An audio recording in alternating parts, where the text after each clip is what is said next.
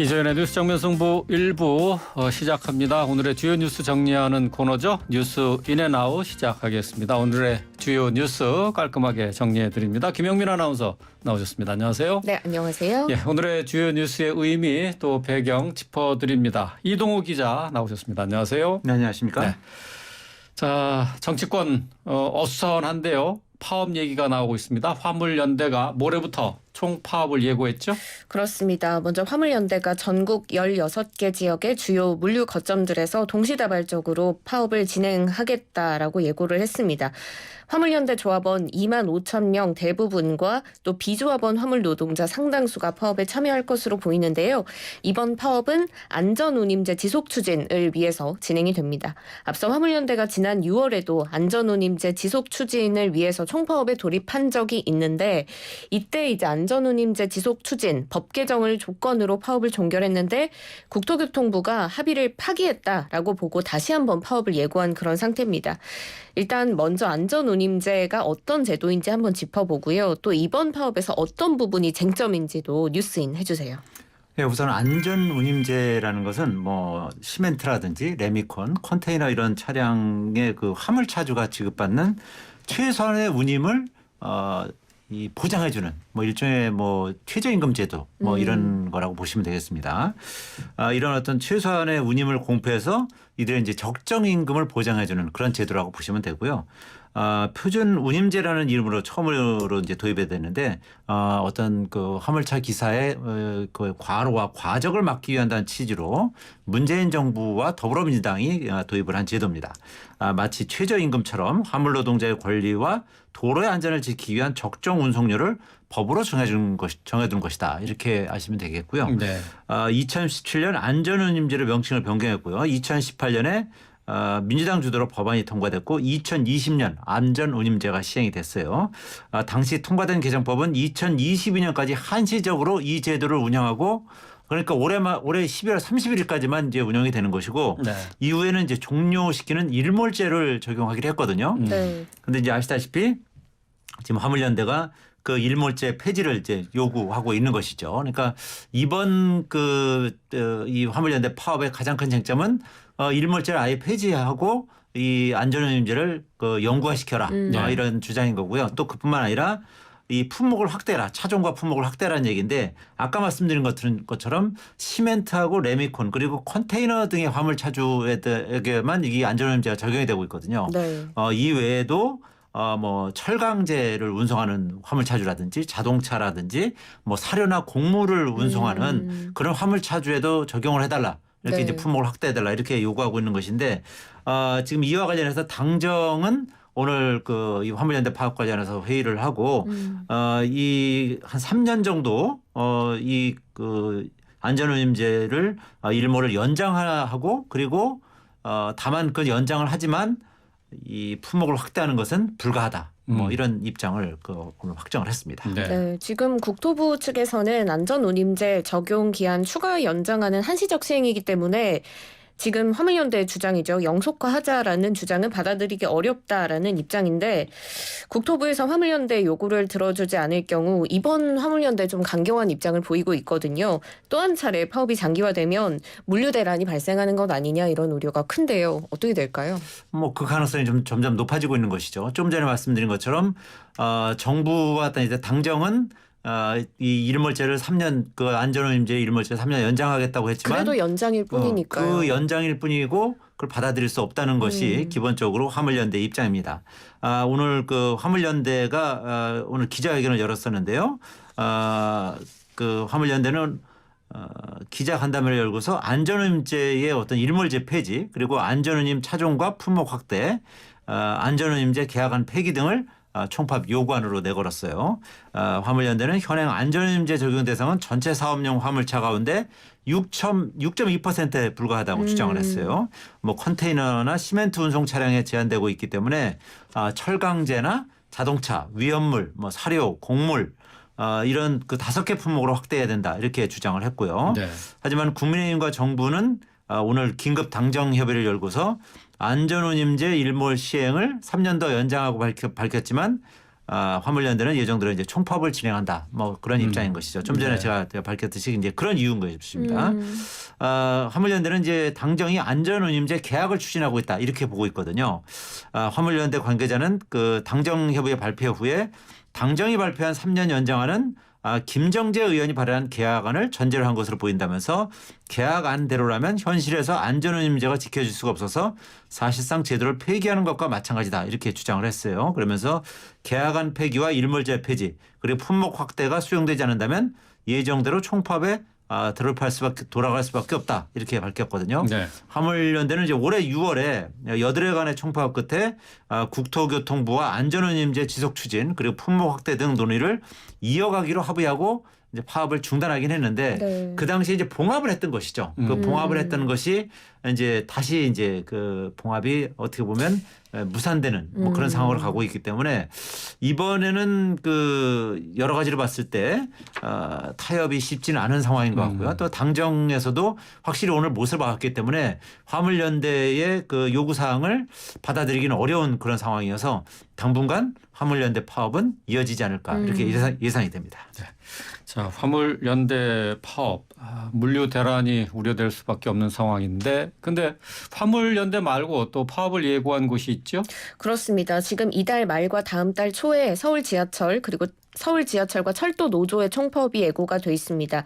서울교통공사 노조는 앞서 서울시와 정부가 발표한 인력 감축 계획 철회하지 않으면 오는 30일부터 무기한 총파업에 들어가겠다라고 선언을 했고요. 철도 노조도 다음 달 2일부터 파업에 들어갈 예정입니다. 또 이뿐 아니라 학교 비정규직 노동자들도 지금 정규직과의 차별 해소를 요구하면서 오는 25일 서울에서 5만 명 이상이 참여하는 총파업에 돌입할 예정입니다. 네. 코로나19 이전인 2019년 7월 파업 이후 최대 규모가 될 것으로 보입니다. 지금 잇따른 파업 예고에 정부도 대응을 하고 있습니다. 어제 윤 대통령과 한덕수 국무총리는 주례 회동을 가졌고요. 앞서 얘기해 주셨듯이 당정도 오늘 당정 협의를 가졌죠. 한덕수 국무총리 오늘 정부 입장을 표명하는 브리핑도 했는데요. 전체적인 내용 뉴스인 부탁드립니다. 예, 윤석열 대통령이 어제 이제 한덕수 국무총리와 주례 회동을 했는데요. 이 자리에서 이제 이딴 파업에 대해서 이제 우려를 표명하면서 현장에서 대화는 끝까지 해라. 하지만 불법 행위에 대해서는 법과 원칙에 따라서 엄정하게 대해야 된다. 이렇게 강력하게 지시를 했어요. 네. 또 국민과 기업에 피해가 없도록 이 대체 그 운송 수단도 준비를 해달라고 이렇게 촉구를 했습니다. 한덕수 국무총리도 오늘 그 화물연대 총파업 예고 관련해서 불법 행위에 대해서는 법과 원칙에 따라서 단호히 대응하겠다고 밝혔는데요. 한 총리는 오늘 오후에 원희룡 국토교통부 장관 등과 함께 기자회견을 열고 불법적인 운송 거부나 운송 방해 행위에 대해서는 일체의 관용 없이 모든 조치를 강구하겠다면서 이제 이같이 말을 했는데요. 한 총리는 경제가 엄중한 상황에서 운송 거부 행위는 국가 경제에 돌이킬 수 없는 피해를 입힐 것이라면서 글로벌 경쟁력마저 위협할 것이다 이렇게 강조를 했어요. 네. 그러면서 화물연대가 요구하는 안전운임제 연장 문제는 국회를 중심으로 이제 논의가 진행되고 있다면서 즉시 운송 거부 방침을 철회하고 대화의 장으로 복귀해달라 이렇게 촉구를 했습니다. 원희룡 장관은 지난 6월과 달리 지금은 국회 입법을 앞두고 있는 상황이라면서 초반부터 범정부적으로 불법 운송 거부에 대응하고 운송 개시 명령도 발동할 수 있다 이렇게 경고를 했는데요.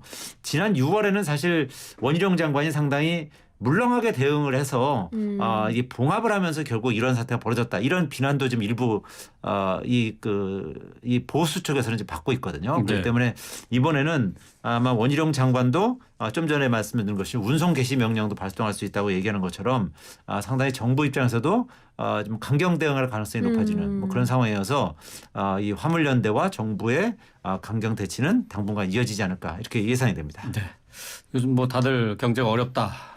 많이 얘기하고 있지 않습니까? 고물가, 고금리로 다들 어려워하고 있는데 여기에 이제 파업까지 진행이 된다. 경제 상황 점점 더 어려운 환경에 노출되는 것 같아서 좀 안타깝습니다. 자, 계속해서 이번에는 이태원 참사와 관련한 국정조사 얘기해보죠. 자, 야당에서는 24일 본회의에 이 국정조사 요구서를 통과시킬 계획인데 관련 논의가 계속되고 있죠? 그렇습니다. 어제 김진표 국회의장 주재로 여야 원내대표 회동이 있었죠. 여기서 주호영 국민의힘 원내대표가 예산안 처리 이후에 국정조사를 논의할 수 있다라고 좀 전향적인 태도를 보였다고 어제 방송에서 네. 다룬 바가 있는데 더불어민주당도 이에 응하는 모습입니다. 박홍근 민주당 원내대표가 오늘 국정조사 일정을 국민의힘 제안대로 예산안 처리 이후로 미룰 수 있다라는 입장을 밝혔습니다. 하지만 국정조사 계획서는 예정대로 모레인 24일 본회의에서 채택이 돼야 한다라고 말했습니다. 그러기 위해서는 국민의힘이 국정조사 특위 명단을 시한인 오늘 오후 6시까지 미리 제출을 해야 하는데요. 그러니까 박홍근 원내대표는 특위 명단을 제출해서 국민의힘이 그 진정성을 보여달라라고 촉구를 한 겁니다. 네. 하지만 국민의힘은 오늘 명단 제출은 어려울 것이다라고 사실상 거부를 했습니다. 더불어민주당이 예산안 처리 이후에 국정조사를 시작하겠다고 확실히 밝히면 협의에 응하겠지만 그런 게 없는 상황이라서 오늘로서는 명단을 제출할 일이 없다라고 못 박은 건데요. 지금 서로를 향해서 더 확실히 입장을 표명을 해달라 이렇게 말하고 있는 상황인데 어떻게 보고 계신지 뉴스인 해주세요. 뭐 그야말로 여야가 국정조사를 둘러싸고 치열한 수싸움을 벌이고 있는 뭐 그런 형국인 것이죠. 하지만 이를 지켜보는 국민들은 뭐 답답하게 그지없는 그런 상황이라고 보여집니다. 네. 이제 어제 여당이 이제 국민의힘이 예산안 처리 후에 국정조사 합의 실시 가능성을 이제 주호영 원내대표가 내비치지 않았습니까? 이제 네. 물론 순전히 이제 주호영 원내대표의 이제 개인적인 생각인 것이죠. 현재 상황에서는. 그런데 이제 민주당 입장에서는 이걸 뭐 믿기가 이제 쉽지가 않은 거고 이게 혹시 이 뭐 시간을 끌려는 그런 전략 아니겠느냐. 만약에 주호영 원내대표는 그렇게 생각하지만 뭐 전체 국민의힘 그 의원이라든지 아니면 대통령실에서 이에 대해서 부정적인 입장을 그 표할 경우에는 사실 뭐 결국 시간만 끌고 뭐 국정조사 합의는 이루어지지 않는 그런 상황이 이제 지속되는 거 아니겠습니까? 네. 그렇기 때문에 이 민주당 입장에서는 이제 당장 여러 가지로 이제 합의를 시도를 하겠지만 네.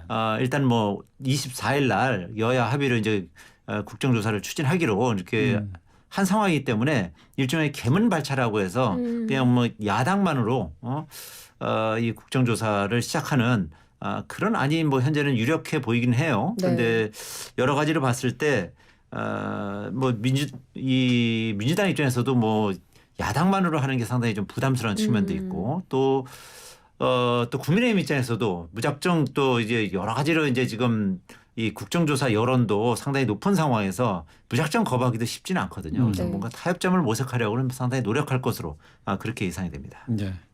오늘 이태원 참사 유가족들이 기자회견한 장면도 있었는데요. 유족들이 국정조사를 요구하고 있죠. 그렇습니다. 국민의힘 지도부와 유족들이 어제 또 비공개로 만나기도 했는데요. 유족 10여 명과 또 정진석 비대위원장, 성일종 정책위 의장, 국민의힘 이태원 사고조사 및 안전대책특별위원회 의원들이 참석한 자리에서 의견을 교환했습니다. 유족들은 이상민 행정안전부 장관의 책임 있는 사퇴 그리고 국정조사 요구한 것으로 알려졌는데요. 네. 지금 유족들도 국정조사를 통해서 진상규명하자라고 목소리를 높이고 있고 박홍근 민주당 원내대표도 유가족께 피 맺힌 목소리를 들은 국민의힘 지도부는 더는 진실과 책임을 외면해선 안 된다라고 국정조사를 하자고 여당을 압박하고 있는 상황입니다. 국민의힘이 여전히 수사가 우선이다라는 입장을 밝히고는 있지만 국정조사 요구를 계속 거부하기는 좀 어려워 보이죠.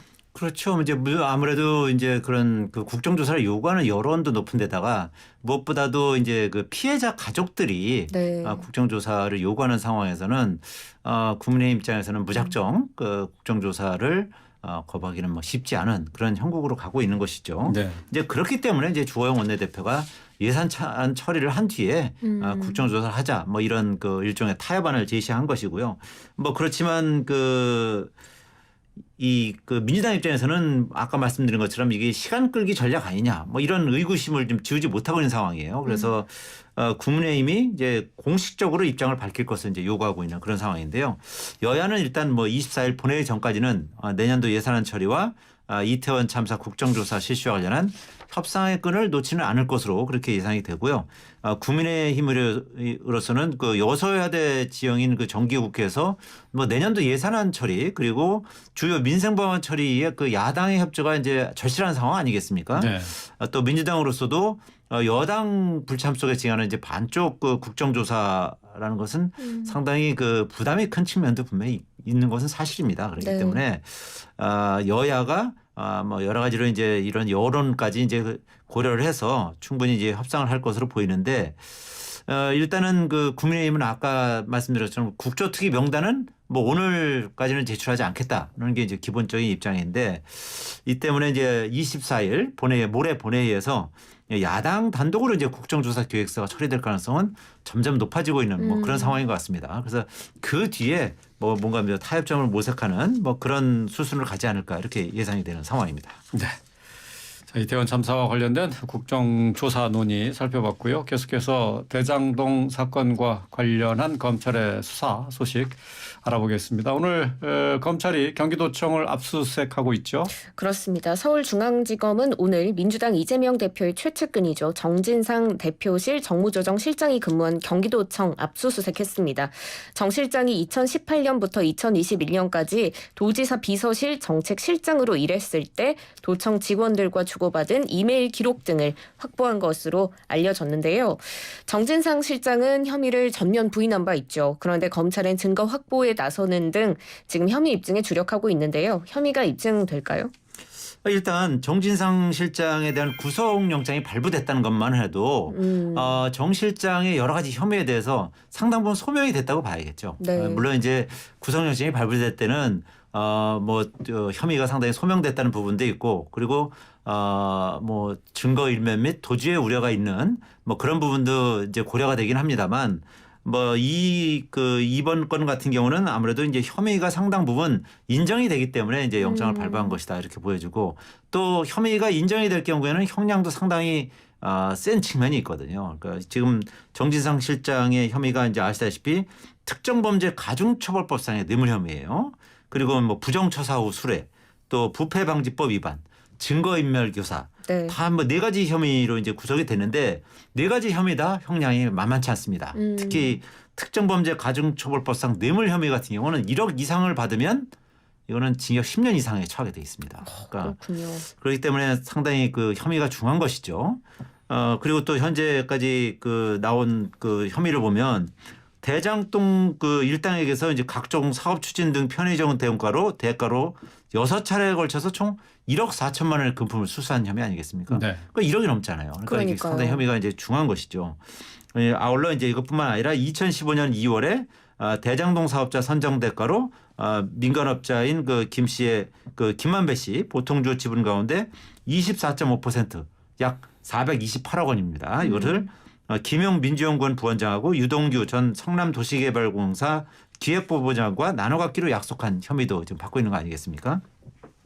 이 밖에 2013년 7월부터 2017년 3월까지 성남시와 성남도시개발공사 내부 비밀을 대장동 일당에 흘려서 위례신도시 개발사업자로 선정하게 한 혐의. 그 이를 통해서 또 호반건설이 시행하고 시공하기 위해서 개발이익 210억 원 상당을 얻게 한 혐의도 적용이 된 상태죠. 그리고 네. 이것뿐만 아니라 알다시피 이제 유동규 전 본부장에게 이제 압수수색이 들어가자 휴대전화를 버리라고 지시한 혐의도 받고 있는 거 아니겠습니까?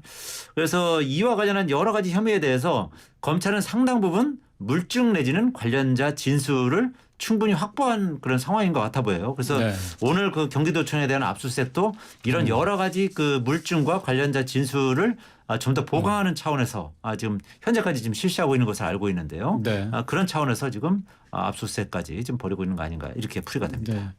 구속기간 만료로 남욱 변호사가 어제 새벽에 풀려났는데 바로 대장동 의혹과 관련한 재판에 증인으로 출석을 했어요. 이 증인으로 출석을 해서 그동안 하지 않았던 많은 얘기가 나왔습니다. 뭐 폭로에 가담한 것 아니냐. 유동규 전 본부장과 같이 본격적으로 이제 폭로에 나선 것 아니냐 하는 그 전망이 나오고 있습니다. 네, 그렇습니다. 지금 어제 새벽에 풀려난 지 10시간 만에 재판에 증인으로 출석해서 천화동인 1호의 배당금 중 일부가 이재명 당시 성남시장실의 지분이라는 걸 알고 있었다라고 진술을 한 건데요. 김만배 씨 측으로부터 들었다고 말했습니다. 앞서 폭로라는 이야기 해주셨는데 남욱 변호사의 발언이 폭로성 발언이 많았고요. 지금 여기에 대해서 굉장히 말들이 많자 남욱 변호사는 내가 한 만큼만 책임지기 위해서다. 내 징역을 대신 살아줄 건 아니지 않느냐. 이렇게 발언 취지를 밝히기도 했는데요. 네. 남욱 변호사의 발언들 뉴스인 해주세요. 그렇죠. 일단 이재명 대표 입장에서는 그 유동규 전 성남도시개발공사 본부장에 이어서 남욱 변호사마저 이제 계속 그 일종의 이제 폭탄 선언을 하고 있는 상황이기 네. 때문에 상당히 지금 뭐 난처한 곤란한 입장이겠죠. 남욱 변호사가 재판정에서 이런 얘기를 한 겁니다. 폭로전을 한 이유에 대해서 내가 잘못한 만큼만 처벌받고 싶기 때문이다. 이렇게 밝혔어요. 이 남욱 변호사가 기자들과 만난 자리에서 거짓 진술로 다른 사람에게 책임을 떠넘기려는 생각은 없다. 단지 내가 하지 않은 일까지 모두 떠넘기는 싫은 것이다. 이렇게 설명을 한 것입니다. 진술 과정에서 사실관계가 드러나고 상대방들의 책임이 늘어나니까 그쪽에서 나를 안 좋게 보는 것 같은데 그렇다고 남이 내 대신 징역을 살아줄 것은 아니지 않겠느냐 이렇게 네. 덧붙이기도 했어요. 자신의 폭로는 기존 진술을 번복하는 것이 아니라 하지 않은 얘기를 털어놓은 것뿐이다 이렇게 강조를 했습니다. 내가 진술을 번복한 것은 천화동인 1호 지분 관련이다 라면서 나머지는 기존 조사에서 이미 했던 얘기거나 전에 말하지 않았던 사실을 지금 얘기하는 것뿐이다 이렇게 설명을 하기도 했어요. 네. 또 그 전날 어제 재판에서 조사 당시 사실대로 이제 진술하지 못한 부분이 있는데 2015년 2월부터 천화동인 1호 지분이 이재명 당시 성남시장 측 지분이라는 것을 알고 있었다 이렇게 진술했지 않습니까? 네. 지난해 1차 수사 과정에서 이 부분을 진술하지 못한 이유에 대해서도 자세히 설명을 했습니다. 1년 전에는 그 이재명 대표가 지지율 1등인 대선 후보였기 때문이라면서 더군다나 나는 그쪽에 대선 정치 자문까지 준 상황이어서 말을 할 수 없는 상황이었다 이렇게 설명을 했어요.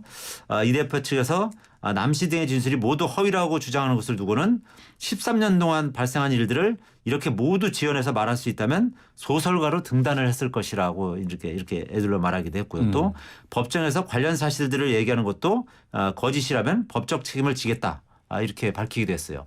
지금 법정에서 하는 얘기는 전부 이 선서를 하고 하는 것입니다. 그러니까 네. 검찰에서 진술하는 것은 뭐 얼마든지 나중에 바꿔도 뭐 법적으로 문제가 없지만 법정에서 거짓 진술했을 경우에는 위증으로 처벌받게 됩니다. 위증죄도 상당히 형량이 강하기 때문에 특히 이제 남에게 어떤 남에게 그 위해를 가하기 위해서 위증을 한 경우에는 모해 위증이라는 혐의를 적용을 해서 형량이 또 더 높습니다. 네. 그렇기 때문에 더군다나 이제 그 남욱 변호사는 이 사실을 통과한 변호사 아니겠습니까? 변호사이기 때문에 더 어떤 그 위증을 했을 때 어떤 처벌을 받을지 그런 부분에 대해서 잘 알고 있는 상황이어서 네. 남욱 변호사가 한 얘기가 여러 가지로 특히 법정에서 한 얘기는 상당 부분 사실과 부합하지 않느냐 이런 얘기들이 이제 많이 돌고 있는 것도 사실인 것 같습니다.